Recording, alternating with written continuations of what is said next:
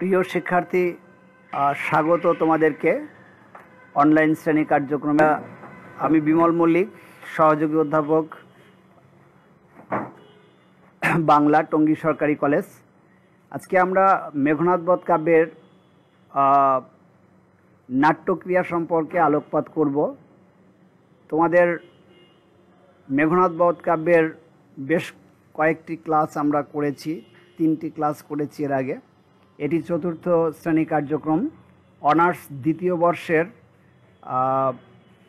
কাব্য বিষয়ের একটি গুরুত্বপূর্ণ অংশ হচ্ছে মেঘনাদ বধ কাব্য। তার থেকে আমরা আলোচনা করছি মহাকাব্যে নাট্যক্রিয়া, অর্থাৎ মেঘনাদ বধ কাব্যে নাট্যক্রিয়া কিভাবে সচল ছিল, কিভাবে কাজ করেছে, সেই বিষয়ের আলোকপাত হচ্ছে। মহাকাব্যের গভীরে নাটকের অন্তর্বয়ন ক্রিয়া মেঘনাদ বধ কাব্যের বিশিষ্টতার একটি বড় লক্ষণ। এক জোর কলমি প্রয়াসের মধ্য দিয়েই মধুসূদনের দেশীয় সাহিত্য সাধনার প্রথম উদ্যোগ। একাধিক নাট্য রচনার দায়িত্ব সেরে তারপরেই তিনি তার অভিপ্রেত কাব্যালোকে বিহার করতে পেরেছেন। পাশ্চাত্য সাহিত্য জগতে তার অনিষ্ট ছিল কাব্য এবং নাটক দুইয়েই। এক্ষেত্রে গ্রিক সাহিত্য তার দুই ক্ষুধাই ভালোভাবে মিটিয়েছে। কিন্তু এই কার্যকারণগুলি এই মেঘনাদ বধ কাব্যের অন্তর্দেশে নাট্য অবস্থিতির একমাত্র কারণ নয়। অ্যারিস্টটল তার দেশের মহাকাব্য ও ট্র্যাজেডির মধ্যে কিছু মিল দেখতে পেরেছিলেন। মহাকাব্য এবং ট্র্যাজেডি দুইয়ের লক্ষ্য ভাব বিশালতায় পৌঁছানো এবং ঋজু গতিক্রমের মধ্য দিয়ে। মহাকাব্য এক আয়তনিক বিশালতার মধ্যে বৈচিত্র্যপূর্ণ এপিসোডের মিলিত যাত্রাপথ তৈরি করে। সে যাত্রা বৃহৎ সৈন্যদলের যাত্রার সঙ্গে তুলনীয়। সেই কলরোলে সরল পাঠক সহজেই মন্ত্রমুগ্ধ হয়। অতিরিক্তভাবে মহৎ মনুষ্যত্ব ও নির্মম পৈশাসিকতার দৃষ্টান্তগুলো পাঠকের বিস্ময় উদ্রেকের জন্য অপেক্ষা করে। গ্রিক নাটকের গতিধারাও গ্রিক নেমেসিস অমোঘ টানে ঋজুভাবেই ভবিতব্যতার দিকে অগ্রসর হয়। তফাৎ এই, বহু বৈচিত্র্যের সমারোহের বদলে একটি কেন্দ্রীয় কাহিনীর দ্বন্দ্বগর্ভ পুষ্টি ট্রাজিক পরিণতিতে সোজাসুজি পৌঁছাতে সাহায্য করে। প্রাচীন সমাজ ও সভ্যতার গুণগত পরিবর্তন আর্য সোজাসুজি পৌঁছাতে সাহায্য করে। আর্য মহাকাব্যের আবির্ভাবের পথকে রুদ্ধ করে দিয়েছে, কিন্তু যন্ত্র জটিল সভ্যতা পর্বের মানুষ মহাকাব্যর আঙ্গিকের বন্দনা একেবারে ছাড়েনি। ক্লাসিকতার প্রতি অটুট শ্রদ্ধা বুকে নিয়ে স্বল্পায়তনিক আধুনিক মহাকাব্য তৈরি হয়েছে। একালের এই আধুনিক মহাকাব্যের স্বার্থেই নাট্য সম্বন্ধ জরুরি হয়ে পড়েছে। স্বল্পায়তনিক পরিবেশে এপিসোড বৈচিত্র্য অবতারণার সুযোগ নেই। মানবীয় মহত্ব ও নিষ্ঠুরতাকে অতিমানবিক বিস্ময়ের কোঠায় পৌঁছে দেওয়ার উপায় নেই। অথচ ঋজু গতিবেগে ভাব বিশালতায় প্রস্তাবনার সুবিধা থাকলেও তা একথায় আর কথাই নেই। মধুসূদন ঠিক এই কাজটিই সম্ভবপর করে তুলেছেন মহাকাব্যের বেলায়। তার নয়া ট্র্যাজিক অভিজ্ঞানকে কাজে লাগিয়েছেন মেঘনাদ বধ কাব্যের ক্ষেত্রে। রাবণের ব্যক্তিজীবনের ট্র্যাজেডি পূর্ণতা পেয়েছে রাজ্যব্যাপী শ্মশানিক শূন্যতার প্রকাশের এক অনানুষ্ঠানিক আয়োজনে। মেঘনাদের সৎকার এবং প্রমীলার আত্মদানের অমোঘ প্রতিজ্ঞা মিলে তৈরি হয়েছে এক আয়োজন, এক জলদ গম্ভীর পরিস্থিতি, যেখানে ট্র্যাজিক নাট্যক্রিয়ার হাত ধরেই পৌঁছানো গেছে মহাকাব্যিক সাবলিমিটিতে। বলতে পারি মধুসূদনের মহাকাব্যিক সফলতার চাবিকাঠি এরই মধ্যে লুকিয়ে আছে। মহাকাব্যিক ঘটনা ঝঙ্কারের আড়ালে এক নাট্যিক প্রস্তুতিকে পাকিয়ে তুলতেই তিনি সহজ সাফল্যে আরোহণ করেছেন। ঐতিহাসিক বিচারে নেমে অমিত্রাক্ষরের অসাধারণ পারঙ্গমতাকেই আমরা একমাত্র ভিত্তি বলে মনে করি। অবশ্য এই অসাধারণ কৃতিকে আমরা যোগ্য মূল্য দেব, কিন্তু মেঘনাদ বধ কাব্যের অভ্যন্তরীণ নাট্যক্রিয়াকে এর সঙ্গে যুক্ত করে নিলে ব্যাখ্যাটি আরও পরিষ্কার হবে। অমিত্রাক্ষর চন্দ্রের চমৎকারিত্বের কেন্দ্রীয় ক্ষেত্রটিকে ধরতে পারলে এবং মহাকাব্যের সঙ্গে স্বভাব নাট্যক্ষমতাকে যুক্ত করার কৌশল করায়ত্ত করতে পারলে এরাও মহাকাব্য সৃষ্টিতে যৌথ কৃতিত্বের দাবিদার হতে পারত। মেঘনাদ বধ কাব্যের কবি নির্বাচিত কয়েকটি খণ্ড মুহূর্ত বা পরিস্থিতি এমন নাট্য স্বয়ং সম্পূর্ণতা পেয়েছে যাদেরকে আমরা অক্লেশে নাট্য কবিতার আসন বলতে পারি। প্রথম স্বর্গে চিত্রাঙ্গদা রাবণ সাক্ষাৎকার এমনই এক স্বল্পায়তনিক নাট্য কবিতা। উভয়ের স্বার্থ ও অভিব্যক্তির আদান প্রদানের দৃশ্যাংশটি নাট্যরসে বেশ ঘনীভূত হয়ে উঠেছে। চিত্রাঙ্গদা রাবণকে একটা অকল্পনীয় ধাক্কা দিতে এসেছেন। পুত্র মৃত জেনেও জীবিত পুত্রের ঠিকানা প্রাসঙ্গে প্রকাশ্যে স্বামীকে জিজ্ঞাসাবাদ করার উদ্দেশ্য হলো অপ্রত্যক্ষতাকে বিব্রত করা, সভাসদদের সামনে তার নেতৃত্বের প্রশ্নাতীত ইমেজকে ধাঁধায় ফেলা। আর স্তম্ভিত রাবণ তার অসহায় অবস্থা গোপন করেই উপেক্ষিতা স্ত্রীকে নিপুণ কূটনৈতিকতায় পরাস্ত করার জন্য মুক্তিজাল বিস্তার করে চলেছেন। এরই সূত্র জমে উঠেছে পরিচিত দুজনের সম্পূর্ণ অপরিচিত উক্তি প্রত্যুক্তি। সংলাপ শুধুই কথার পৃষ্ঠে বাক্য বিনিময় নয়, ব্যবহৃত বাক্য বা ভাষণে বক্তার অভিপ্রায়কে যখন স্পষ্ট পড়া যায় এবং উৎকণ্ঠাময় প্রতিক্রিয়া যখন দ্বন্দ্বময় দুপক্ষকে আচ্ছন্ন করে ফেলে, তখন সেই উক্তি প্রত্যুক্তি সংলাপের মর্যাদা পায় এবং দৃশ্যায়িত মুহূর্তটি নাট্যিক হয়ে ওঠে। তখন সেই উক্তি প্রত্যুক্তি সংলাপের মর্যাদা পায় এবং দৃশ্যটি নাট্যিক হয়ে ওঠে। চিত্রাঙ্গদা ভাষণ দান করে রাজসভা থেকে নিষ্ক্রান্ত হওয়ার পরেই রোদনসিক্ত রাবণের রুদ্রতেজে জ্বলে ওঠা এই অকল্পিত পরিস্থিতির ফল। তৃতীয় স্বর্গে বিরহ কাতরতা প্রমীলার উপর নাট্য মুহূর্তের আরোপ খাটিয়ে মধুসূদন প্রমীলার একঘেয়ে বিরহপনার মধ্যে চকিতে নাট্য পরিবর্তন ঘটেছে। অবলা নারীর সক্ষমতা প্রমাণ করার জন্যই তার নিজেকে এবং নারীর সঙ্গ শক্তিকে উত্তেজিত করে তোলার প্রয়াস থেকে একটা নাট্য প্রবাহ তৈরি হয়েছে। রমণীদের স্বভাব ধর্মের বিপরীত ক্রিয়ার সম্মিলিত যুদ্ধযাত্রায় প্রতিপক্ষের সঙ্গে পদে পদে বাক্য বিতর্কে তৈরি হয়ে উঠেছে এক অভাবিত টেনশন। এই টেনশনের প্রতিক্রিয়ার সুপারিশত রামচন্দ্রের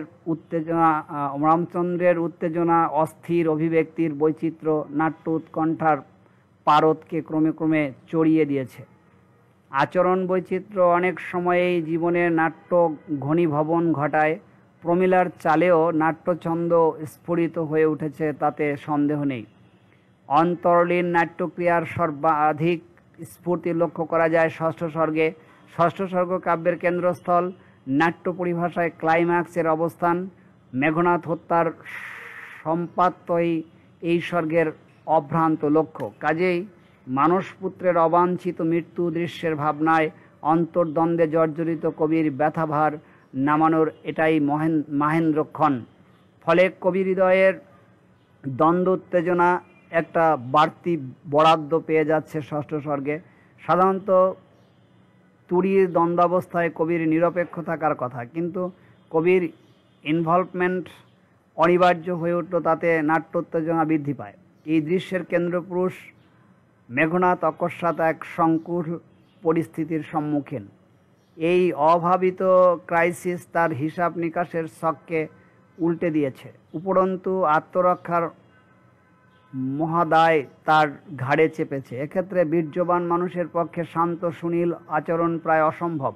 এই দ্বান্দ্বিক সংকটে মেঘনাদ প্রথম দায়ে যেন তেন প্রকারে আত্মরক্ষা করতে হবে। দ্বিতীয় বংশমর্যাদা ও গুণপনায় মেঘনাদকে প্রথম দায়ে যেন আত্মরক্ষা করতে হবে। গুণপনায় হীন শত্রুপক্ষকে পরাস্ত করে দৃপ্ত মর্যাদায় ফুটে উঠতে হবে। এই পরিস্থিতি দ্বন্দ্বভার যে কি বিশাল তা বলার অপেক্ষা রাখে না। পরিস্থিতিগত নাট্যদ্বন্দ্বের সঙ্গে তাল করা নাট্য সংলাপ যতটা ক্ষুরোধার ও সূচিমুখ হয়ে উঠতে পারে, এ দৃশ্যে তার প্রয়োগ কোনো কার্পণ্য আমাদের চোখে পড়েনি।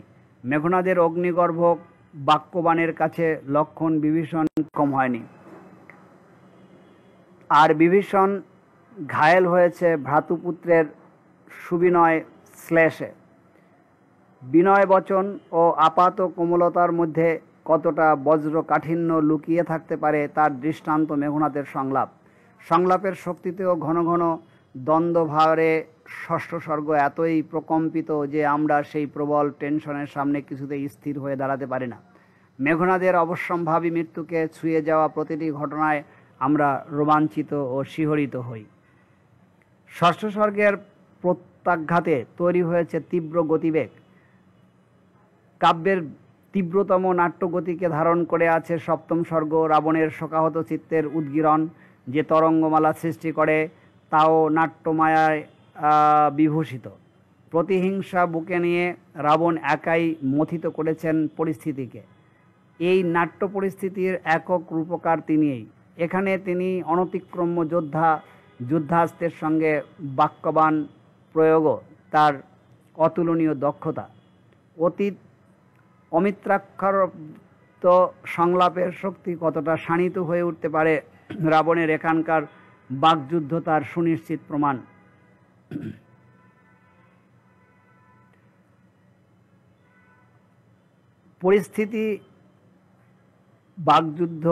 পরিস্থিতি ও উদ্বিগ্ন ব্যক্তির অবস্থার অনুযায়ী এই সংলাপে নানা অভিব্যক্তির খেলা দেখছি আমরা। কখন ভক্তিনম্র, কখনো তীব্র ঘৃণায় ধারালো, তাচ্ছিল্যে উচ্চকণ্ঠ বা সংযত সম্ভ্রমে ঋজু অথচ শান্ত। নাট্যমতে সংলাপ প্রযুক্তির মান তৈরি হয় প্রতিপক্ষের প্রতি উদ্দিষ্টতার ভিত্তিতে। কার্তিক, সুগ্রীব এবং রামের প্রতি রাবণের বাক্য ব্যবহারের তারতম্যে তার এই দিক নির্দেশনা রয়েছে। ঘটনাগত দ্বন্দ্ববিন্যাসে নাট্যকারদের অনেক সময় প্রাপ্ত প্রায় বিপরীত নাট্যমোচনের বাঁকে এসে দাঁড়াতে হয়। তাতে উৎকণ্ঠার পারদ অকস্মাৎ চড়ে যায়। এবং এখানে আমরা দেখছি যে প্রতিহিংসা অনুক্ষণ রাবণকে ঘিরে রাখলেও হঠাৎই তা নিস্তেজ হওয়ার সঙ্গে আমাদের খাপ খাওয়াতে বেশ বিলম্ব হয়। আমরা যে বিপরীত নাট্যক্রিয়ার অসহায়ের মতো জড়িয়ে পড়েছি তা বেশ অনুভব করতে পারি। রাবণের এই বিপরীত নাট্যক্রিয়ার রাবণের এই মুহূর্তিক পরবশ্যতায় তার নাট্যভাগ্য যে চিরতরে লিখিত হয়ে গেল, এই অনুভূতিও নাট্যস্বাদের অধীন বলেই মনে হয়। মেঘনাদ বধ কাব্যের অন্তর্লীন নাট্যপ্রবাহকে অনুভব করতে হলে অন্তত দুটি লক্ষণ বৈশিষ্ট্য চোখে পড়ে। এক, অমিত্রাক্ষর ছন্দের আবৃত্তিযোগ্যতা থেকে সর্বক্ষণ সংলাপ শক্তিতে বার করে আনা। দুই, আখ্যান প্রবাহে বিশিষ্ট নির্বাচিত পরিস্থিতিতে প্রায় পূর্ণাঙ্গ নাট্যবিতর্কতার আকার দেওয়া। এইসব ক্ষেত্রে উৎকণ্ঠা, দ্বন্দ্বগর্ভতা এবং অভিব্যক্তিকে সম্বল করা যায়। অমিত্রাক্ষর ছন্দে আবৃত্তি করার ধারাটিও মধুসূদন গানের স্বরলিপির মতো করেই বেঁধে দিয়েছেন।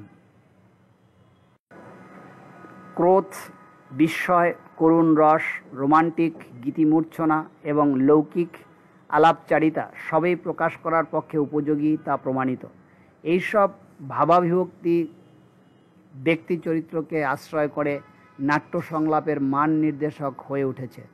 মহাকাব্যের অন্তর্দেশে নাট্যলীলার এই পরিচয় পাওয়ার পর মনে হয় মেঘনাদ বধ কাব্যের মধ্যে পূর্ণাঙ্গ নাটক হওয়ার সম্ভাবনা থমকে আছে। কাব্যের বিবৃতি অংশ কমিয়ে এনে সংক্ষিপ্ত নাট্য কবিতাগুলো নাট্যিক কার্যকারণে গ্রথিত করতে পারলে মহাকাব্যিক দেহ থেকে তার এক ছায়া দেহ বেরিয়ে আসে, সে হলো নাটক। এবং এই মেঘনাদ বধ কাব্যকে নিয়ে নাটক রচিত হয়েছে ইতোমধ্যে। এই সম্ভাবনা এক কষ্ট কল্পনা নয়, ইতিহাস তাও প্রমাণ করে দিয়েছে। এই কাব্যের গর্ভে প্রসূত নাট্য লক্ষণগুলো এক যুগন্ধর নাট্য ব্যক্তিত্বের দৃষ্টি আকর্ষণ করেছিল। কারণ মাইকেল মধুসূদন দত্ত এক অঙ্গে দুই রূপ নিয়ে আবির্ভূত হয়েছিলেন। তার মধ্যে প্রধান দুটি রূপ হচ্ছে, একটি হচ্ছে নাট্য চেতনা আর একটি হচ্ছে কাব্য চেতনা, বিশেষ করে মহাকাব্যিক যে চেতনা। কাব্যের পদ্য কাঠামোকে বহাল রেখেই গিরিশচন্দ্র নিহিত নাট্যগুণকে ফুটিয়ে তুলে মেঘনাদ বধ কাব্যকে নাটকের চেহারায় নামে অক্ষুণ্ণ রেখেই প্রকাশ করেন। কাজেই মেঘনাদ বধ কাব্যে মহাকাব্য ও নাটকের মেলবন্ধন সর্বকালের পক্ষেই এক বিস্ময়াবহ ব্যাপার। সুতরাং মেঘনাদ বধ কাব্যের যে নাট্যক্রিয়া সেটি অত্যন্ত গতিশীল, চলমান এবং মাইকেল মধুসূদন দত্ত অত্যন্ত সচেতনভাবেই সেই নাট্যক্রিয়া মেঘনাদ বধ কাব্যে সঞ্চারিত করেছেন। তো ধন্যবাদ সকলকে, সবাই ভালো থাকবে, থাকবে।